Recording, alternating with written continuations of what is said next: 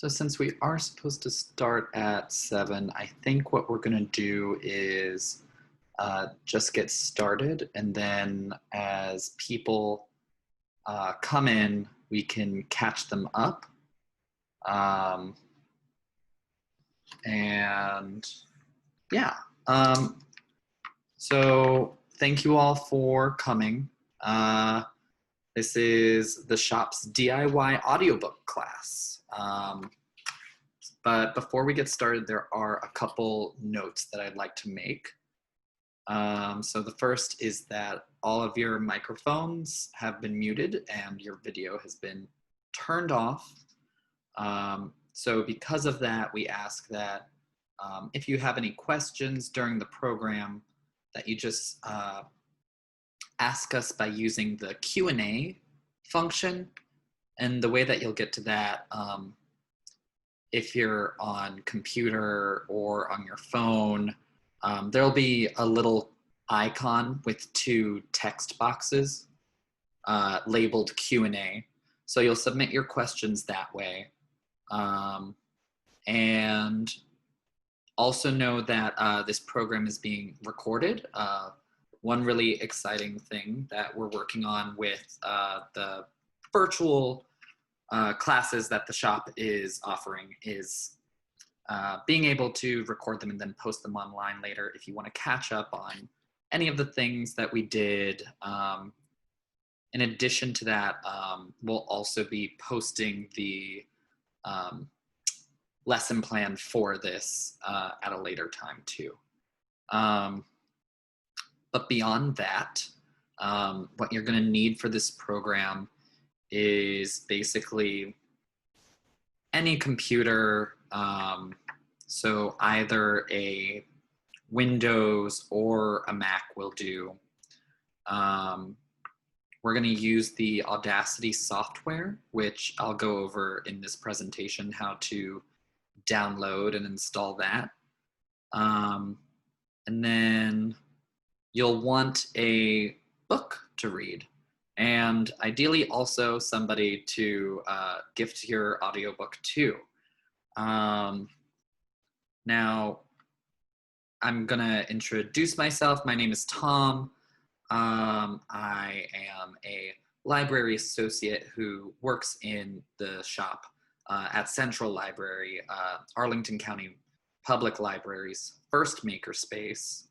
I also just got my degree in library sciences, and outside of that, I've been working in makerspaces, dealing with different types of technologies for about the last, I think, 5 or 6 years now. So feel really confident going over this with you all today. So again, if you have any questions throughout, feel free to use that Q&A function. Also with us here, kind of my invisible helper is Gabby. She's also a library associate who works in the space with me, and she's just going to be helping deal with the technical side of the aspect of Zoom so that I can focus on the doing your own audiobook. And then finally, I want to mention that you all have probably seen our events calendar already, because that's how you signed up for this in the first place. So keep an eye out. Next week, we are going to be doing an introduction to 3D design and 3D printing program, and that's always a lot of fun, so be sure to check that out too. But with that, we're gonna get started. Give me one moment while I share my screen.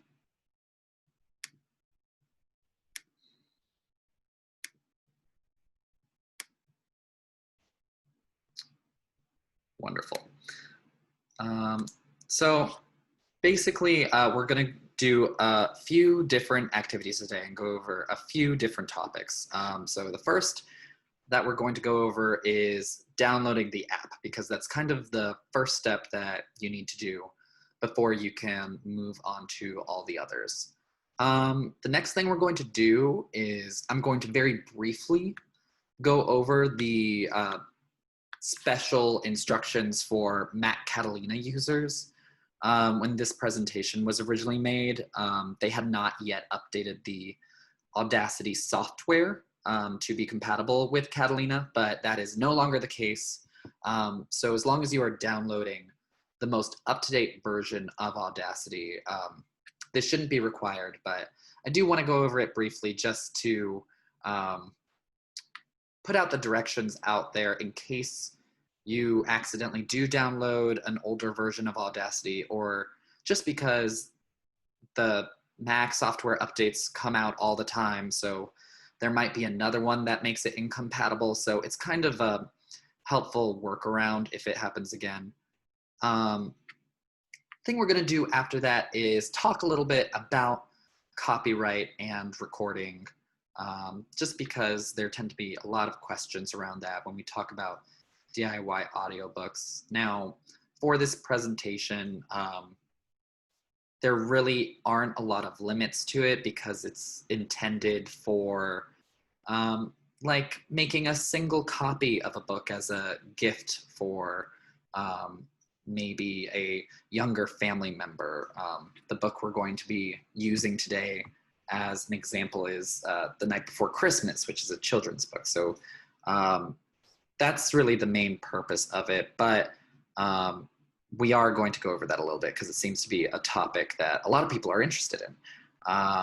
And then the last thing we're going to do is we're going to go over burning the recording that you made to a CD. So that being said, went a little bit too far. So the first thing, again, that we're going to want to do is download Audacity. So you can use any browser for this. It'll still take you to the website. Haven't really seen a difference across them yet, but it's www.audacityteam.org. And then you should be taken to a page that kind of looks like what's there.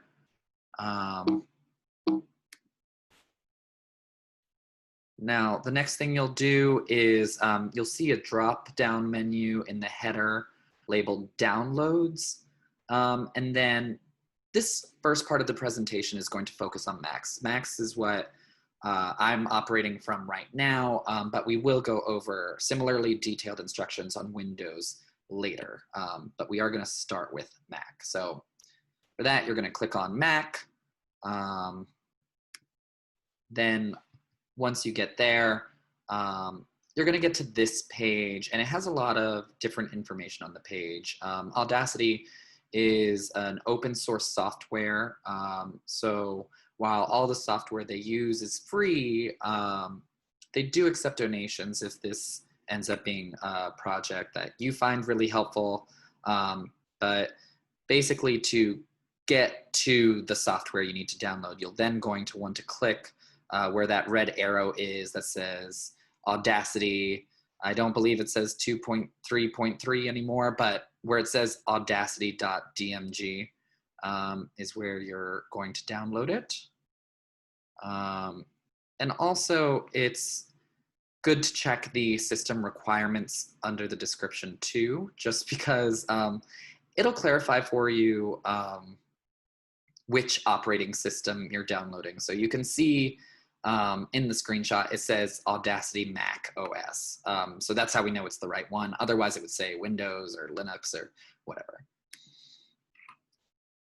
So then it'll take you to another page, and this is basically the home page for all the downloads. So then you'll just click on Audacity Mac OS again, and it'll start downloading by default to your downloads folder. So you can access this a couple of ways. The first is, as you can see here, if you go to Finder, which is just that happy face icon in the bottom left corner of your screen, it'll bring up all of your files. And if you just go to Downloads, it'll be right there at the top. Another way to do that actually is if you just click on the arrow in the top right portion of your screen and click on that. It'll bring down all your downloads, and then again at the top, it'll be Audacity. No way is better than the other, whichever is your preference. Okay. And then once you open up that folder, you're going to see these two icons, the Audacity icon and the Applications folder. So you're just going to click and drag that into the folder, and I want to say that's almost it for the process. It's pretty straightforward. Yep. So after you've moved it to your Applications folder, again, you can open up your Finder app and just click on Applications, and it'll be right at the top. If you have your, if you sort your applications by alphabetical order like me, or you can just sort it also by most recent, it'll be there at the top. But yeah, so. Now, the special instructions for Mac Catalina users, again, this is more just like if there's another software update and you find that specifically the problem it was having was Audacity wasn't connecting to the microphone, and that is no good. So basically, what you'll do is, again, you'll go to your Applications folder and you'll just type in terminal to bring that up. And you'll see that right there, we have our terminal application. We can just click and open that. And then you'll just copy and paste this text here in bold. I am not super familiar with coding specifically for the Mac operating system, so I can't tell you what sudo means. But if you just type in that command, really copy and paste it and press enter, you'll be prompted to enter your password. It won't appear as you type it in, but it is, you know, taking down the keys that you're pressing. And then you'll press enter again. And basically this will make your computer run the application for you, including the connectivity to the microphone.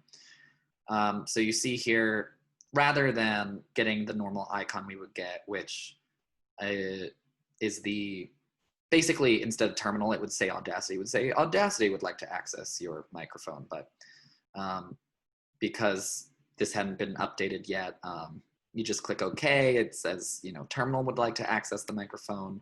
And that's pretty much it for working around that. Now, next up, we're going to talk, actually, before that, give me 1 second to bring up the directions for Windows. So that'll just take a second, and then this is also a good point to try out, you know, as we've been doing these online programs, we're kind of experimenting with different features. So I'm going to try and launch this poll and see, out of the people viewing this, who's Mac and who's Windows. Don't worry, the poll's completely anonymous. This is just something kind of fun I'm trying to do to get more familiar with Zoom, so please bear with me. And I'll bring up the folder. Awesome, 100% of you voted already, so I'm just going to end that poll. And it does look like we have a Windows user in the crowd. So again, I'm just going to bring that up real quick. So I looked ahead and it looks like this is the correct PowerPoint, so we're actually good. So we'll be able to look at those Windows instructions later. I just had it ordered differently than I thought. So going back, you've just downloaded macOS Audacity. If you're Windows, you'll follow the same steps, except in that drop-down menu, you'll click on Windows instead of macOS, and follow the same steps in order to install.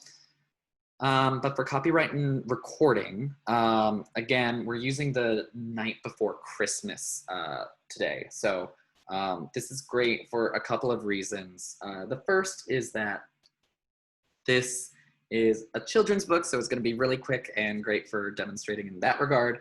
And then it's also in the public domain. So basically, if you want to know more about the public domain or what licensing agreements that allow for reproduction and distribution of material, you can check out creativecommons.org. They have a lot of information on copyright, but basically after something has been published for a certain amount of time, it becomes public domain, and then it is free to use and modify. And there's actually a lot of authors and other artists who put their material online to be used for free, like that way, just because they're very generous people. But so if you just type in, say, public domain stories for kids, you'll get a list of stories that you can use if you're worried about copyright.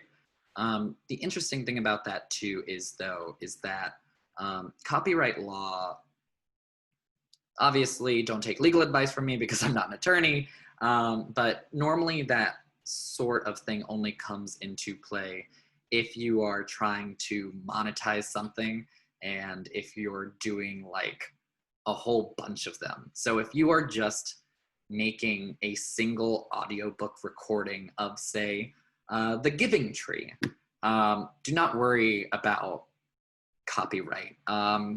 They are not going to like hunt you down.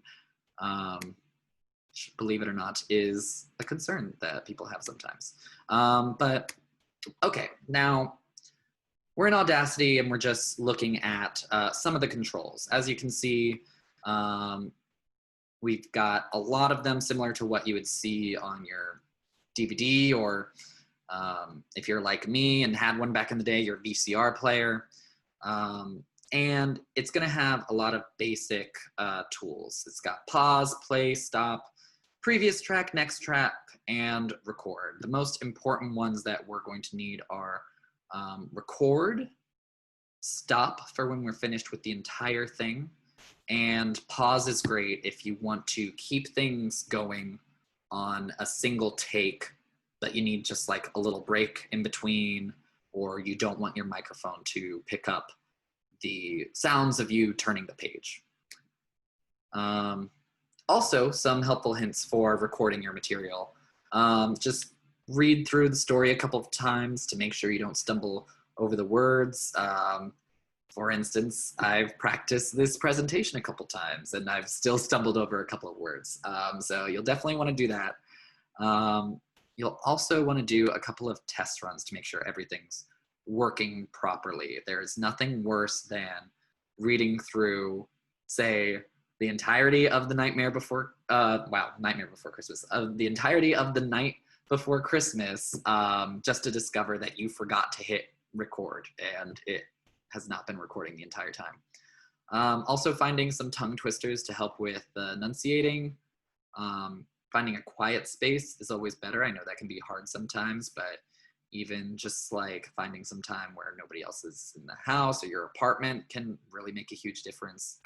And the biggest tip is probably to just relax and have fun. So burning your recording to a CD. So here is where we're going to switch to the Windows users. Again, downloading Audacity, the application, is really similar between Mac OS and Windows. So feel free to use those directions too, but now we're going to switch to Windows. Red arrows are so much more clear now. So now you're going to click on the top left corner that says File, and again, this is after you've recorded. Now you're going to go to the drop-down menu and click Export Audio. It also has a couple of quick keys, some shortcuts. If you're into that sort of thing, this is Control-Shift-E. Then again, I like to save things to the desktop. Something kind of interesting to note is that it does give you the option to save it as either an MP3 or a WAV file. The main difference between those two is I almost compare it to if you're saving like a video file, like .mov or .tiff versus an MP4. But basically the main difference is Wave is going to just keep a lot of the initial quality. So if you're going for quality, go for Wave. If you're going for speed, or if you don't have a CD and you just have to give it to somebody via a very small flash drive, you're going to want to use an MP3 file, because that is going to be much smaller and probably fit on your USB better. And actually, if you do an MP3, it would probably even be small enough potentially to like put as an attachment in an email. So you could skip the whole CD part of this altogether if you wanted.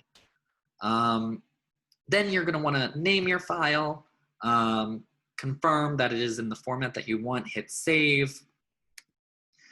And then this is going to pop up. It's going to say your tracks will be mixed down to 2 stereo channels in the exported file. That's fine. That's exactly what we want. And then this is actually really interesting because it's going to prompt you to fill in the metadata. And then when you're finished, press OK. And actually in libraries, we work with metadata a lot, normally for books or other types of materials. But basically, you see it's asking for the artist name, whatever you're titling the track, the album title, and a bunch of other information. And basically what this does by filling it out is when you import it, say, to iTunes, or I think they updated it, and so now it's like the music app or whatever. Basically, you are going to be able to include these in your search results. So if you just have like all of your songs in your music app and you sort by title, this is how it will know to put it under T for the Giving Tree. In retrospect, I probably should have named it Giving Tree, comma the, so that it would come up under G, or you can go by album title, whatever. But basically, that's the purpose of metadata in this context. So once you're done filling it out, you'll just say OK. And then you will see it appear somewhere on your desktop. For me, it was right over there on the left. Give it a double click. And it will most likely open to Windows Media Player as your default. If for some reason you have something else set as your default, you can just right click on it instead, and then you should have the option Open With, and then it'll let you specify the Windows Media Player app. And this is what it looks like. So basically right here is what they'll see if they're playing it on the computer when you're done with your CD.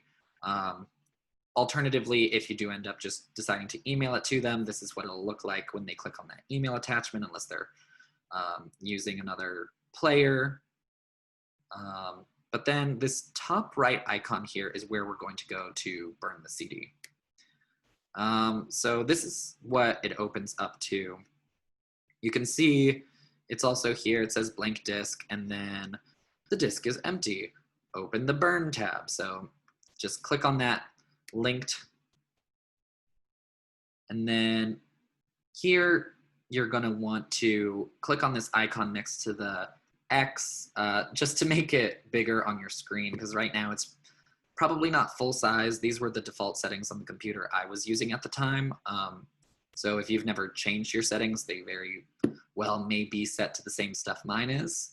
And if I found that if I didn't open it up all the way, I wouldn't get this side menu, which has where you need to drag the files. But yeah, so once you've adjusted to make sure that this sidebar has appeared, oops, 1 second. So you see we have our file here. You're just going to click and drag it into that burn list. And then it'll start giving you options, including start burn. Now, Also, something to note is that what I tend to do, if I want to do like a really great gift for somebody, is I will do a bunch of books and then put them on the same CD. And then you can also put them as separate tracks. So that's something you can consider too. You would just save the other file also to your desktop and then click and drag it in, just like you did the first one, and then not hit start burn until you have finished putting everything that you want onto that CD. It has a great progress bar and will tell you how much it has completed, which is very helpful. And then you're going to want to go to computer, and then you can right click on the disk that you're using. And basically the reason you do that is when you click on the disk from that menu, I'll go back for a second. When you click on the disk from that menu here, you're going to be able to test because your computer is going to play whatever is now on the CD. So you can check and make sure that like the quality of the audio, you know, survived burning it to a CD, all that kind of good stuff. And just double check your work in case you notice something that you didn't notice in the editing process and have to start over. It's annoying, but it's, you know, it's better than accidentally giving a gift when you're clearly like stumbling over your words or something. But now we're gonna go to the instructions for Mac users. And here we go. So again, it's gonna look pretty much the same, but there are some differences. For example, here you can hit export as WAV as a default. And that will save you, I guess, one extra click. Then you're gonna save it as a file. It's also gonna ask you for that metadata. Just gonna hit OK. And then this is where it was on my desktop. And then you're going to actually have to go ahead and go to this link here and download another open source software, so it's free, called Burn. And that is just for burning items to a CD or a DVD. So just download that. It'll be in your downloads folder. Again, you can also use the top right icon to get to that.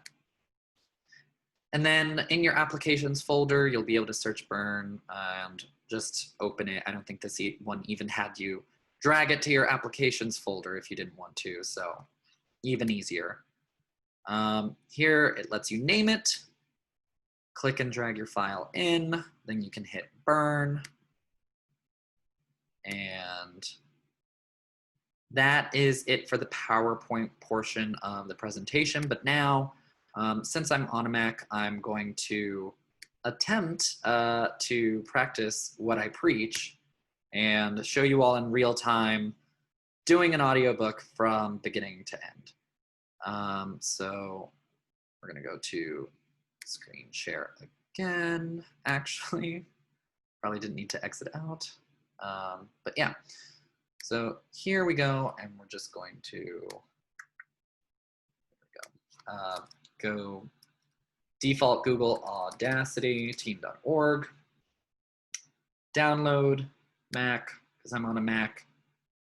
You can see right here it has all the other platforms too. See, before, if you remember, Audacity version was 2.3.3, so now it's 2.4.2. Takes us to this page, and click on that. So yeah, if you're using the most up-to-date version and you are on the most up-to-date version of your software on your Mac, you won't have to do any of that weird coding stuff that I mentioned in the beginning of the presentation where you have to like open the terminal, blah, blah, blah, all that annoying stuff.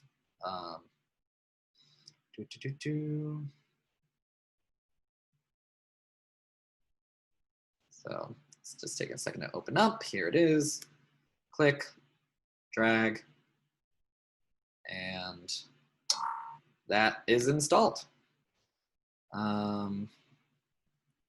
Actually, now I may need to really quickly just share my entire desktop So now we're going to go to Finder. And even if we wanted to, you could just click on it from here. You don't even have to open up like the search Finder folder. This is something that I didn't cover, but it may ask you, are you okay with opening something from the internet? Yes, you are. You downloaded it. So that'll just take a second to open now. And it's this, so you can see that it's opening. All right. And okay.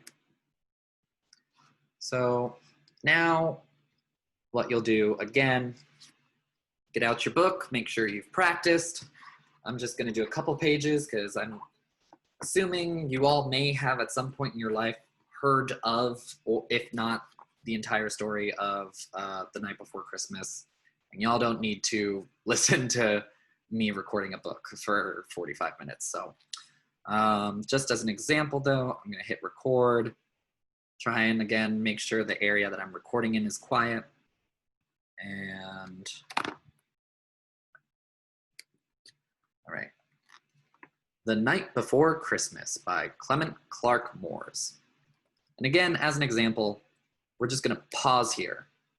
And basically now what I can do is I can flip the page, get myself centered, get myself ready, and then I can resume pressing the record button, and it will take out basically the sound of me turning the page, which can really help. Something else you can do too is at the end of each page, you can say something like, now turn the page, and that will help if you're reading something longer and they lose their place in the book and want to pick up from the same space, from the same spot, it'll let them do that a little bit easier. But just to show you, I'm going to press the record button again. I believe it should continue. If not, start a new track, but there we go. Trust the Night. Is it still going? I can't tell. Here we go. And there we go. So you'll want to press the pause button again, as that just stays on record the whole time. So, 'twas the night before Christmas, when all through the house not a creature was stirring, not even a mouse. The stockings were hung by the chimney with care, in hopes that St. Nicholas would soon be there. The children were nestled, all snug in their beds, while visions of sugar plums danced in their heads, and Mamma in her kerchief and I in my cap had just settled down for a long winter's nap. So again, when you're done with the page, you can pause it for whatever noises or breaks you need to take. And another great thing too is that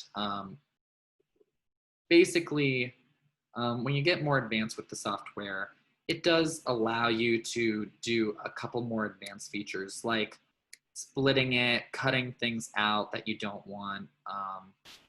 But that's really more advanced. And really, if you are confident in the record, pause, record function, then it's really going to be not that big of a deal if you don't know how to do most of those advanced functions. So now we're gonna stop. And even though this track is not very good, we're going to go to File, Export, Export as Wave. And here we're gonna name it Night Before Christmas. It's already set to save at my desktop, which is great. And already set to a WAV format. Save. The author is Clement Clark Moore. Track title, this can be whatever you want, but we're going to say The Night Before Christmas. If you are doing something longer, though, you probably will want to specify rather than just saying the name of the whole book. Like, it would be like The Night Before Christmas, Chapter 1, sort of thing. Album title, Christmas gift, track number 1, year 2020, genre. It has a drop-down menu, which I didn't realize. So this is just music genres, though, which doesn't necessarily apply. It might have one for audiobook, but I'm going to experiment and I'm going to see if it'll let me put children's literature. All right. I pressed enter too soon and I didn't fill out the rest of it, but ideally you'll want to fill out the rest of it before you press enter. And once I get this and this out of the way, you'll see that, that's just my programming folder. We'll see that on my desktop, we have our WAV file, yay. So now what we're going to do is, well, we can click it first, but now, yeah, you can see it starts playing right away, which is super fun. And yeah, we can go to recently added. Now I tested this earlier, which is why I have my test one in there, but you're gonna wanna make a playlist. And to do that, again, when you click on it, it'll open your music app automatically. You'll go to you will go to playlist, and then I believe it's Command N. Yeah, so you'll make a new playlist. I already did my audiobook. It has my test from earlier and night before Christmas. And then, let's see. No. Let's see if, go to my CD. Oh yeah, this is the part where we need to go to burn. So applications folder, burn. And if you're doing a playlist, you can just click and drag the playlist in. But again, if you're doing something like what I did, again, it'll ask for a title for the CD.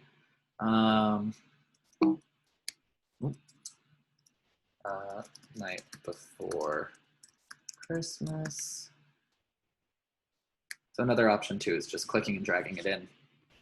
And then burn. And it has a bunch of different settings you can try. I just leave them as the default and burn. And you can kind of, I don't know if my mic's picking that up, but my little external drive is also now humming real loud because it is burning it. It'll take a couple of minutes, but we don't have to sit here while that's happening. So let me zoom back up, and it's actually really exciting that we're getting to do this program now, just because I feel like this can be applied to a lot of gifts for different people. That's just, if you heard that, that was the sound. My disk is already done burning.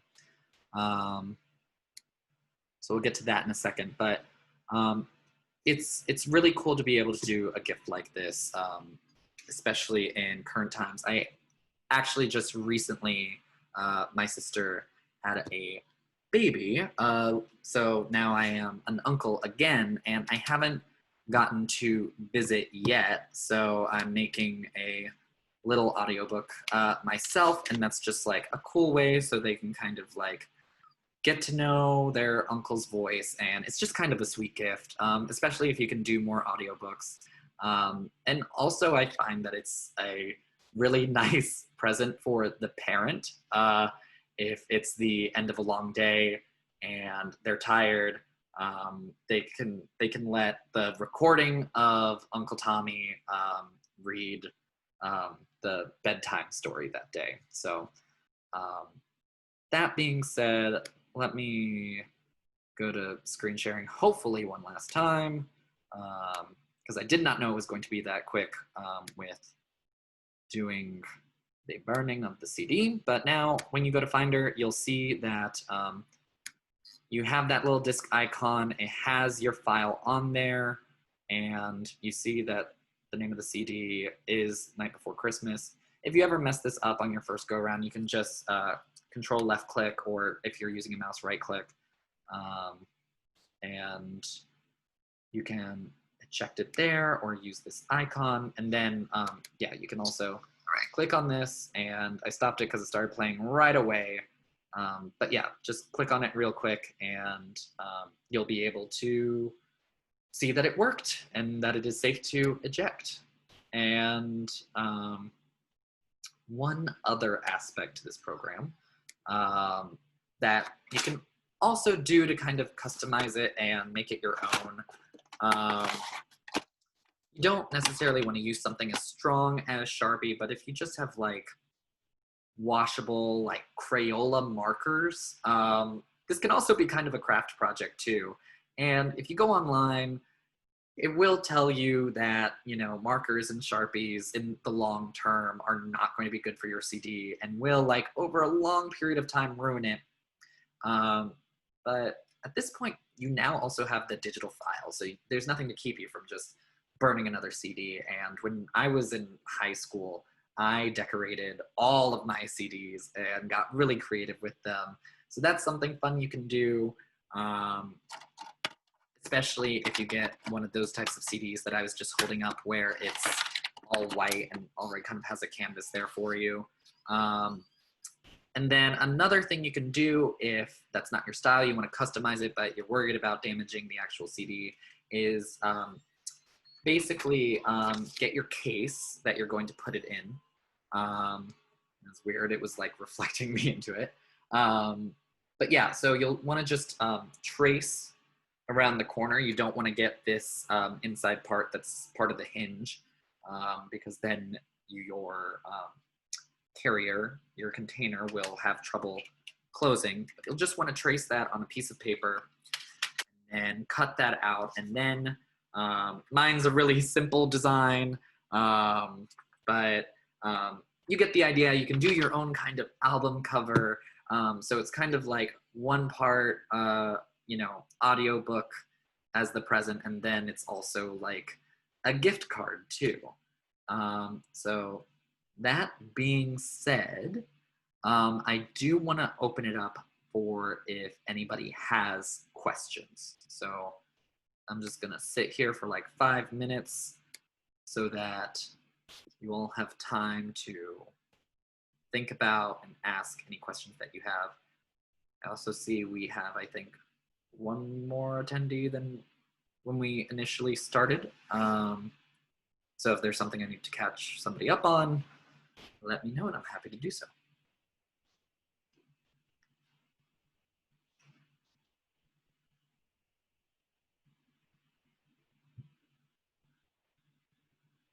Right, it looks like we got one.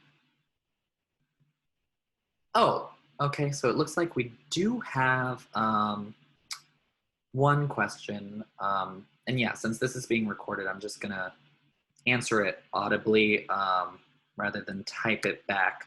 But the recording for this is going to be on the library website. We're working right now on creating a kind of interim page for the shop that features specifically all the stuff we're doing online right now. So this will be there. We're gonna have a playlist from YouTube linked to that page. And it'll also be on the library's YouTube page, but we're gonna make a playlist that is the shop classes. So this will be there. It does take a minute, unfortunately, for me to like download the recording and then edit it and then upload it and add subtitles and all that stuff. But it will be on the library website. All right.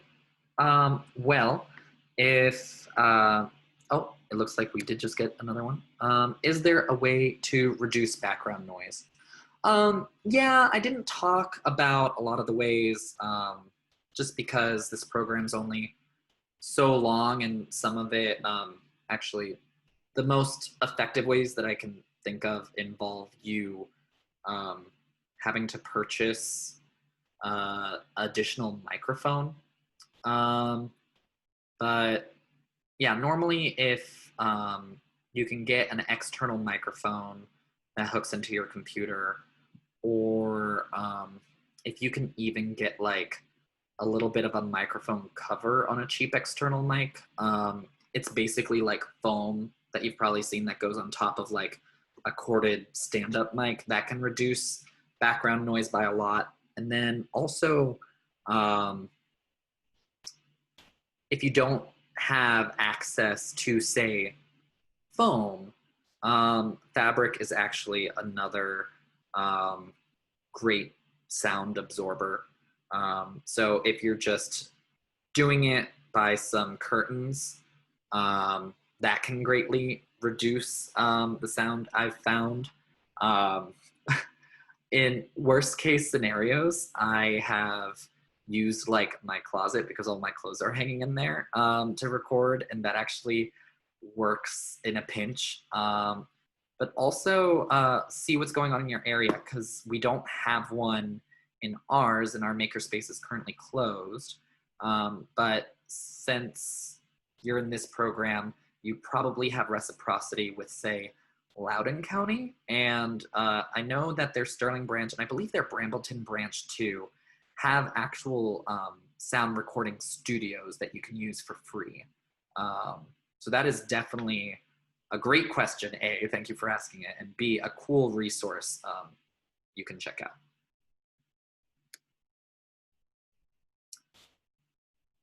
And then all that being said, I also want to encourage you to look at the lesson plan that we'll upload later. It'll be in the same place as the recording on that interim page that I talked about. If you want to look at the recording, it'll be on the main library page and the shop interim page. And also, if you have any questions, you can email them to us at lib-makers@arlingtonva.us. So Gabby, do you mind putting that in the chat for me? And then the other ones, if you're interested in, you can follow us on Instagram at apl.makertom. And then Arlington VA Lib if you're interested in following us on Twitter.